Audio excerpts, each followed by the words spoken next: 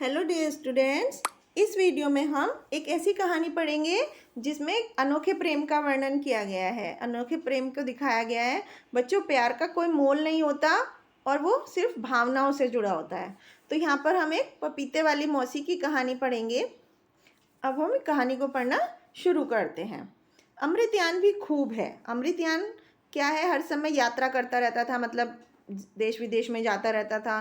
पूरे देश के कोने कोने में उसने घूम चुका था और विदेशों की भी उसने खूब सैर की थी, मतलब बहुत बार घूम चुका था। वो बूढ़ा हो गया पर उसके पैर थकने का नाम नहीं ले रहे थे। इन यात्राओं में अमृतयान को तरह तरह के अच्छे बुरे अनुभव हुए, मतलब बहुत सारी अच्छी घटनाएं उसके साथ हुई, बहुत सारी बुरी घटनाएं हुई। पर बस्तर में जो कुछ हुआ था, अमृतयान उसे आज तक भूल नहीं सक पा रहा था। आज से 53 साल पहले की बात है। 53 मतलब बच्चों 53 ईयर्स पहले की बात है कि एक दिन अमृतयान के पास उसके मित्र का पत्र आया। उसके फ्रेंड की चिट्ठी आई कि उसका नाम था जित्तन। वह बस्तर में रहता था। तो जित्तन ने अमृतयान को बुलाया था, तुम आओगे तो बस्तर के वनों में खो जाओगे। इतना सुंदर एकांत तुम्हें कहीं और नहीं मिलेगा। अमृतयान ने उससे पहले बस्तर कभी नहीं देखा था और वो तुरंत चल दिया। रास्ते में उस थी साथ में थी उसकी पत्नी देवयानी और बेटी उसकी थी कविता। तो कुछ समय तक तो वह जित्तन के साथ ही रहा, फिर अलग रहने का इंतजाम हो गया। वह वहाँ रहकर कुछ लिखना चाहता था। एक छोटा सा खूबसूरत मकान, सामने रंग बिरंगे फूलों का बगीचा, फूलों पर उड़ती तितलियाँ, चहचहाती चिड़ियाँ। तो बस्तर की सुंदरता देख देख अमृतयान एकदम मुग्ध हो गया था, मतलब एकदम मोहित हो गया था। वो सोचने लगा कि क्यों ना इस पर कोई किताब ही लिख दूं। तो बस फौरन अमृतयान बस्तर के सीधे साधे प्यारे प्यारे लोगों के जीवन पर एक किताब लिखने में जुट गया। तो जितना भी लिखता था वो, तो उसको लगता था अभी तो बहुत कुछ लिखना बाकी है। कभी कभी उसे लगता जैसे बस्तर के लोगों ने कोई जादू सा उसके ऊपर कर दिया। अब एक दिन अमृतयान लिख रहा था तो देवयानी और कविता आंगन में बैठे हुए थे। तो इतने में एक स्त्री पपीते बेचती हुई उधर से आ निकली। पपीते ले लो, पपीते मीठे मिश्री से पपीते, ऐसा वो बोल रही थी। तो पपीते मीठे थे या नहीं ये तो पता नहीं था, पर उस स्त्री की आवाज़ में ऐसी मिठास थी कि दिव्यानी और कविता दरवाजे पर आकर खड़ी हो गई।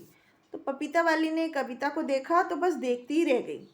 उसने कविता को गोद में उठा लिया और उसे प्यार करने लगी। फिर छांट कर एक पपीता दे दिया और अपने रास्ते चलने लगी। तो देवयानी पैसों के लिए बुलाती रह गई, लेकिन वो स्त्री ऐसे चली गई जैसे उसने कुछ सुना ही ना हो। अब देवयानी ने अमृतयान को बताया तो वो भी एकदम ताज्जुब करने लगा, एकदम हैरान हो गया कि अगले दिन वो फिर पपीते वाली आई। तो कविता दौड़कर बाहर गई, उसे देखकर वो प्यार से बोली, लेगी पपीता? तो हाँ, कल वाला बहुत मीठा था मौसी। मौसी शब्द सुनते ही तो फल वाली ने फिर उसे प्यार से गोदी में उठाया और उसे चूमकर जाने लगी। तो अचानक से देवयानी ने उसे पुकारा, बोले, पपीते वाली पैसे तो ले जा। पपीते वाली ने पैसे लेने से मना कर दिया और बोली, इतनी प्यारी बेटी है आपकी, क्या उसे कोई छोटी सी चीज़ भी भेंट नहीं कर सकती मैं? तो बातों बातों में उसने अपने बारे में बहुत कुछ बताया। उसका नाम था कालिंदी। वहाँ से कुछ मील दूर पे नदी के पार एक गांव में वो रहती थी और दुनिया में उसका कोई भी नहीं था, वो अकेली थी एकदम। तो ये कहते कहते उसकी आंखें भर आई, मतलब वो आंखों में पानी आ गया। और लेकिन वो जैसे उसे अपनी भूल पता चली तो वो बोली, नहीं अकेली कहाँ, सभी गांव वाले तो मेरे अपने हैं, स्कूल के बच्चे भी हैं जिनके लिए वो रोज़ ताज़े पपीते लेकर जाती है। और फिर कविता भी तो है, ये भी तो उसकी अपनी ही बेटी जैसी है। तो सुनकर दिव्यानी की आंखें भी भर आई और तब तक अमृतयान भी बाहर आ गया था। उसने भी पैसे लेने की जिद की तो कालिंदी बोल पड़ी, बाबूजी आप बेकार चिंता करते हैं, मैं एक पैसा भी नहीं छोड़ने वाली, एक दिन पूरा हिसाब करूंगी। हाँ। अब अमृतयान क्या कहता, बेचारा चुप रहा। इतनी सी देर में कविता कालिंदी से इस तरह घुल मिल गई कि कालिंदी चली तो वह भी उसके साथ ही चल दी। तो कालिंदी बोली, ले जाऊं बाबूजी से भी मैं अपने साथ? तो ना अमृतयान मना कर सका और ना ही देवयानी मना कर पाई। कविता कालिंदी के साथ चली गई और शाम के समय कालिंदी उसे घर छोड़ती गई। फिर तो यह रोज का ही नियम बन गया कि कविता सुबह से ही नहा धोकर अच्छे कपड़े पहनकर कालिंदी मौसी के इंतजार में बैठ जाती थी और ठीक समय पर पपीतों से भरी टोकरी सिर पर रखे आती देखती दिखाई देती कालिंदी और कविता चिल्ला पड़ती कि मौसी पपीते वाली, मौसी पपीते वाली। फिर कालिंदी के साथ चली जाती कविता। तो दिन भर उसी के साथ रहती, मीठी मीठी बातें करती, कहानियाँ सुनती। आंधी तूफान में भी कालिंदी का नियम नहीं टूटता था, मतलब वो हर रोज़ आती थी। एक दिन बहुत धुआंधार बारिश हो रही थी, बहुत ज़्यादा तेज़ बारिश हो रही थी। तो कालिंदी एक पुराना सा छाता लेकर आ गई। अमृतयान ने पूछा कि ऐसे मौसम में भी पपीते बेचने के लिए आना जरूरी था? तो कालिंदी एक क्षण तो चुप रही, फिर बोली, मैं ना आती तो स्कूल के बच्चे मेरी राह देखते। बच्चों के बीच रहकर मुझे भी खुशी होती है, कविता को देखे बिना तो चैन ही नहीं पड़ता। तो कालिंदी, क्या लगता है तुम्हें कविता को देखकर? आज तुम्हें बताना ही होगा। अब कालिंदी छिपा न सकी, उसने बता दिया कि बिल्कुल कविता जैसी ही थी उसकी बेटी। आज से 4-5 साल पहले गांव में हैजा फैल गया था और वो उसकी चपेट में आ गई थी। कालिंदी का पति भी हैजे की वजह से मर गया था, तब से फल बेचकर वो गुजारा करती थी। स्कूल के बच्चों को देखकर उसका प्यार उमड़ जाता है। उसकी बेटी आज होती तो वो भी स्कूल में पढ़ रही होती। बिल्कुल कविता जैसी ही थी वे बाबूजी, गोरी गोल मटोल। कहते कहते कालिंदी की आंखों में आंसू बह चलते हैं, आंसू निकलने लगते हैं। तो इसके तीसरे दिन की बात है कि कालिंदी सुबह सुबह कविता को लेकर गई, पर शाम को लौटी ही नहीं। दिन भर हल्की बूंदाबांदी होती रही और शाम होते होते जोरों से बारिश शुरू हो गई। अंधेरा हो गया, पर कालिंदी का कुछ भी पता ही नहीं चला। अमृतयान दौड़ा दौड़ा वहां गया जहां स्कूल के बाहर कालिंदी पपीते बेचा करती थी।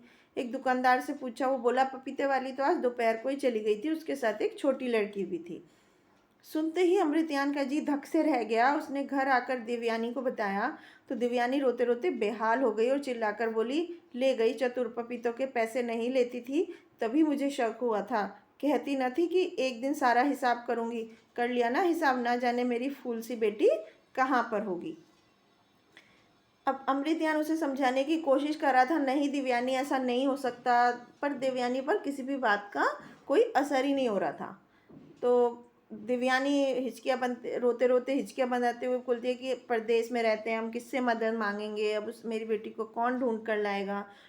अमृतयान देवयानी को धीरज बनाते बनाते खुद ही रो पड़ा और रात भर पानी बारिश बारिश बरसती रही।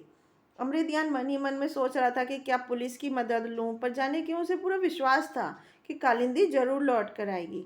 तो दिन निकला, बारिश कुछ कम हुई तो अमृतयान सोच ही नहीं पा रहा था कि वो क्या करे।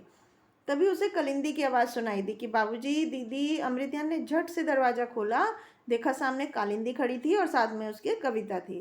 तो कालिंदी ने अपराधी भाव से कहा कि माफ़ कीजिए बाबूजी, आपकी वो परेशानी हुई। तो अमृतयान ने उसे गुस्से से कहा कि क्या हुआ था, साफ साफ क्यों नहीं बताती। तो कालिंदी भीतर गई और बोली, कई दिनों से कविता मेरा गांव देखने की जिद कर रही थी, तो कल बारिश की वजह से स्कूल की छुट्टी हो गई थी, तो मैंने सोचा आज इसे अपना गांव दिखा लूं और शाम को छोड़ जाऊंगी। जल्दी में आपको बताया भी नहीं, पर वहाँ ये बच्चों के साथ खेल कूद में मस्त हो गई। शाम के समय लौटने के लिए कोई नहीं मिला तो बारिश में नदी उफन गई, कोई नाव नहीं मिली तो बारिश में नदी उफन रही थी, रात घिरने लगी थी, तो कोई मल्लाह चलने को राजी ही नहीं हुआ। मुझे मालूम था कि आप परेशान होंगे, पर तो देवयानी कविता को छाती से चिपकाकर कालिंदी की बात सुन रही थी। रात में उसने कालिंदी को बुरा भला कहा था, इस बात का उसे बहुत पछतावा था। इसके लगभग 1.5 हफ्ते बाद अमृतयान का लौटने का कार्यक्रम बन गया और सुबह सुबह आई कालिंदी तो कविता चिल्लाई, पपीते वाली मौसी, पपीते वाली मौसी, आज हम जा रहे हैं। तो कालिंदी भीतर आई और उसके चेहरे पर बहुत ज़्यादा दुख था और पूछने लगी, क्या सचमुच बाबूजी आप चले जाएंगे? तो अमृतयान बोला, हाँ कालिंदी, किताब पूरी हो गई, अब जाना ही होगा, तुम्हारे बारे में भी लिखा है मैंने अपनी किताब में। तो कालिंदी कविता को गोद में लेकर बैठी रही और उसके बालों में उंगलियां फिराती रही। तो अचानक देवयानी को कुछ याद आया और बोली, कालिंदी अब तो पपीतों के पैसे बता दो। अमृतयान ने भी उसको जिद की। कालिंदी का चेहरा तमतमा उठा और बोली, बाबूजी पैसे देने ही हैं तो केवल पपीते के क्यों, उन कहानी किस्सों के भी पैसे दो जो मैं रोज कविता को सुनाती थी, उस प्यार दुलार के भी पैसे दो जो मैं माँ की तरह उसे उस पर लुटाती थी। कहते कहते कालिंदी सुबकने लगी। तो अमृतयान को अपनी गलती पता चली और धीरे से बोला, माफ़ करना कालिंदी, प्यार दुलार की कीमत दुनिया में कोई नहीं चुका सकता। तो कालिंदी ने एक ताज़ा बड़ा सा पपीता कविता को पकड़ाया और बोली, याद रखोगी ना बेटी अपनी पपीते वाली मौसी को? तो कविता भी बहुत उदास हो गई थी और बोली, कुछ नहीं, पर उसकी आंखें कह रही थी कि हाँ मौसी जरूर। कालिंदी टोकरी उठाकर चली गई और अमृतयान ने उसे जाते हुए देखता रहा और वो जानता था कि कालिंदी रो रही है और उन तीनों की आंखों में भी आंसू थे। तो बच्चों, इस कहानी में हमने देखा कि किस तरह से मानवीय संवेदनाओं को, जो हमारे अंदर जो संवेदनाएं होती हैं, इमोशंस होते हैं, किस तरह से प्रेम की कोई कीमत नहीं होती। जैसे पपीते वाली मौसी ने उस बच्चे को प्यार किया तो उसकी कोई कीमत नहीं अदा कर सकता था। प्यार जो होता है वो अनमोल होता है। तो ये था बच्चों इस कहानी में पपीते वाली मौसी की कहानी थी। आई होप आपको समझ आई होगी। Thank you.